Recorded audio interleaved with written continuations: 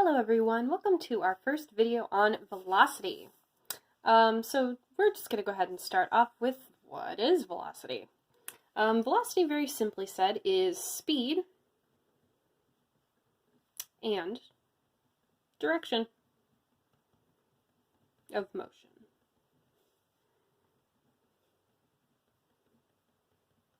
So instead of saying that a car is traveling 20 miles per hour, we'll say the car is traveling 20 miles per hour left, or right, or north, or south, or a rocket will go 600 miles per hour up, okay?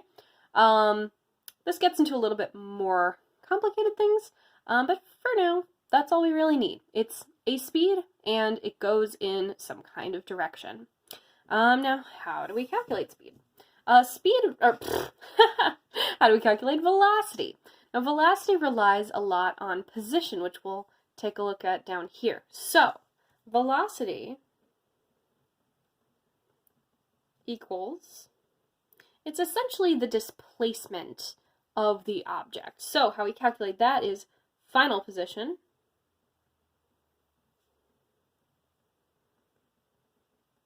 minus initial position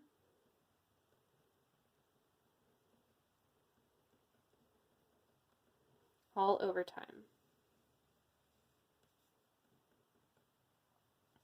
This is also sometimes abbreviated P sub F minus P sub I over time. Okay, so essentially where you end minus where you start all over time. Now once again, units are very, very similar to speed. You can have meters per second, miles per hour, any of those good things. But they also have to have a direction.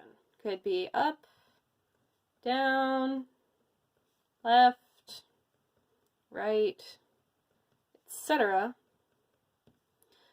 But most of the time we are going to be dealing with just a number line, so it's going to be positive or negative, depending on if it's moving one way or the other. So again, units for velocity are going to be a distance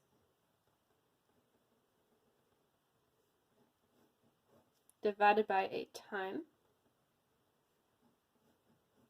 and can be a direction such as this, but mostly going to be plus or minus. Oh, there we go. Okay, now we're going to just be looking at a cart on this track for the duration of these three problems we're going to do here, just to get a little bit of practice in. So, a cart starts at 0 meters, it's right here, and reaches 10 meters, so it's going to go from here, going to travel this way to 10 meters in 5 seconds. So, we're ending here at 10. We're starting at 0 all over 5. V equals 10 over 5. So V equals 2 meters per second. Okay? Meters, that's the unit we're using here. And seconds, that was our time here. So our total, V equals 2 meters per second. And now that does actually already have our plus, because we're moving from a 0 to a 10. So our position is increasing, so it should be a positive. Apologies on the video quality. Okay. Next one, the cart starts at 10 meters, so we're starting right here, and it reaches negative 10 meters, bam, in 2 seconds, going much faster this time. So we're starting here, ending there. So if our final velocity is negative 10 minus positive 10, all over 2, okay? You have to be really careful with your positives and negatives on these. Make sure you're following them, because it'd be really easy to say 10 minus negative 10, so plus 10, or 10 minus 10, and you're not going to get the right answer if that's the case, okay? Our ending is negative 10 meters. Our starting is 10 meters. So we have to take our ending, subtract our starting, and divide by our time. So V equals negative 20 over 2. So V equals negative 10 meters per second. Since it's negative, that means it is traveling this way, which makes sense with the problem. All right, last one. Our cart starting at negative 5. Oops, I have a negative on there. Negative 5, and it reaches 0 in 10 seconds. Okay, again, take our final position was 0,